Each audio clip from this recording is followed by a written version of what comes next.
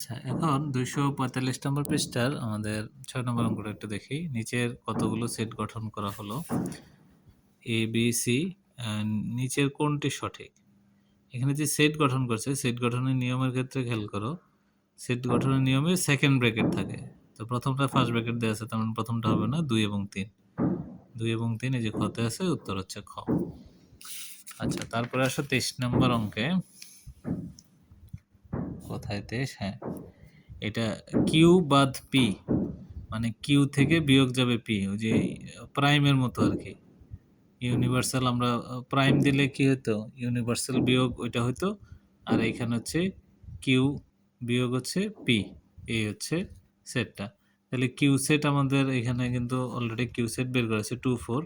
আবার পি সেটটাকেও তুমি এই শর্তে ফেলো, পি সেটটা হচ্ছে 2 এবং 4 হবে। তাহলে 2 4 সেট থেকে আবার 2 4 বিয়োগ দিতেছো, তার মানে এটা হচ্ছে ফাঁকা সেট থাকতেছে আর কি, কোনো উপাদানই আর থাকছে না। এগুলো 23 নাম্বার। আর 53 নাম্বারটা আসো। 53, হ্যাঁ 53টা, এখানে একটা সেট দেওয়া আছে, সেটের উপসেট সংখ্যা কত? উপসেট সংখ্যার একটা সূত্র আছে 2 to the power n। n হচ্ছে যে সেটে কতটা উপাদান আছে, এখানে সেটে আছে 5টা। তাহলে 2 এর উপর যদি আমি পাওয়ার 5 দেই, তাহলে আসছে 32।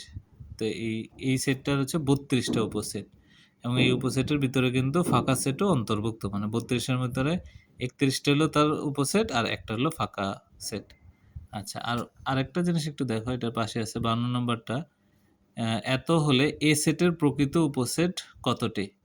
এখানে একটা শর্ত দেয়া আছে, ঠিক আছে? x এর মান হবে 2 এর থেকে বড়, 7 এর থেকে ছোট।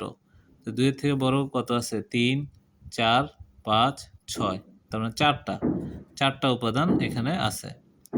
প্রকৃত উপসেট কয়টা? আচ্ছা, প্রথমে উপসেট বের করি। 4 হলে 2 টু দি পাওয়ার 4, এই যে n হচ্ছে 4, রাইট? তাহলে 2 টু দি পাওয়ার 4 হচ্ছে 16।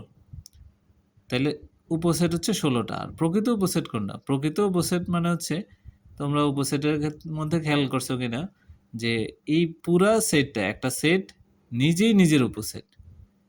ওই প্রকৃত ওই সেটটাকে বাদ দিয়ে দিতে হবে, মানে সে নিজেই যে নিজের উপসেট, ওই সেটটাকে বাদ দেবে। মানে নর্মাল উপসেট থেকে তুমি যদি একটা বিয়োগ দাও, তাহলে তুমি পাবে প্রকৃত উপসেট।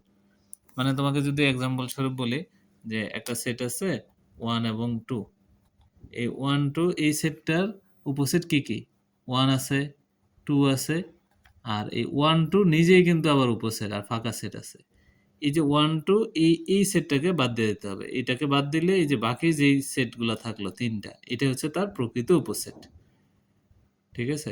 তাহলে প্রকৃত উপসেট যখন বলবে, তখন তুমি উপসেটের জন্য যে সূত্রটা 2 টু দি পাওয়ার n, এটা থেকে 1 বিয়োগ দিয়ে দেবা।